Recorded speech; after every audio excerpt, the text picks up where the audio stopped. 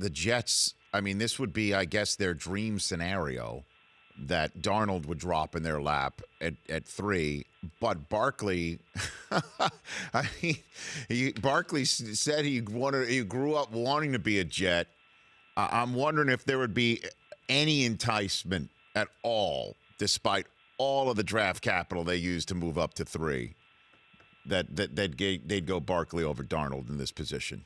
Bucky. I mean, even though everyone will say this, that Saquon Barkley rates as the best player in the draft, there's a fascination with quarterbacks, and quarterbacks are overvalued, overhyped, and people are going to do whatever they can to get a quarterback.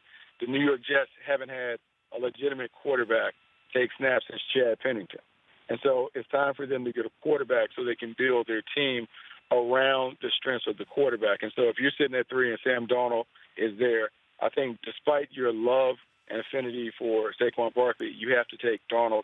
I think he would be the pick in that scenario. If he's there versus Barkley, I think they go with the quarterback, not only because the quarterback is an immediate need, but I think he has the right personality to really be the guy that can be the face of the franchise in New York. Blue-collar kid, tough, has all the traits that you want to see in terms of his intangibles. And just know he's only played a position 4.5, 5 years. The best football for Sam Darnold is still ahead of him. So, Darnold goes to the Jets, and then you've got Barkley going to the Browns at 4, which is, again, their dream scenario. They get their quarterback they want at 1, and then Barkley still sitting there at 4. You have Rosen over Mayfield by the Broncos at 5. Let's get into this Rosen stuff, Bucky. What is still turning people off about Josh Rosen that he hasn't been able to eye-to-eye, man-to-man overcome in these interviews? I met him. He was here on this show just 3 weeks ago. Mm-hmm. He couldn't have been more impressive. And I've got a BS meter that's as sharp as anybody else's. I didn't sense that from him at all.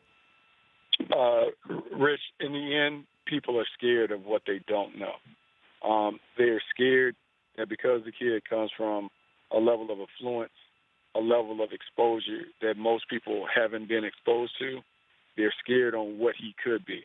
They haven't taken the time to really get to know him and to appreciate how that diversity, that worldly perspective can actually play to his benefit. In a way, I see him very, very much like Aaron Rodgers, a guy who needs to be stimulated and challenged, but a guy who's also going to have interests that extend beyond football. And for me, as a parent, that doesn't bother me. But for some football people that are really old school and traditional in their thinking, they worry about, does he love it enough? Does he love the game enough? Is he going to be committed to the game, or is he going to be fascinated by what else is out there? I'll say this. Coming from where he came from, to play football in this time and era when there's so many factors where people are trying to get kids not to play with parents that are well-educated, he has to love it to continue to be in this game. So I don't have any worries about that. Is he a guy that can have like a challenging personality to coach? Yeah, because I've coached him. I've coached him at Elite 11 events with Trent Dilfer. I know what it is. He was on my team. However, if you're not afraid to explain the why, if you don't have any insecurities in your coaching style, Josh Rosen won't be an issue. The issue to me are more with the football people, not with Josh Rosen. The kid is a really good player, and when we look back in 5 or 6 years, I think he's going to be the best quarterback in the draft. Yeah, I'm into that. I'm with you. The Rich Eisen Show, weekdays at noon Eastern on Audience.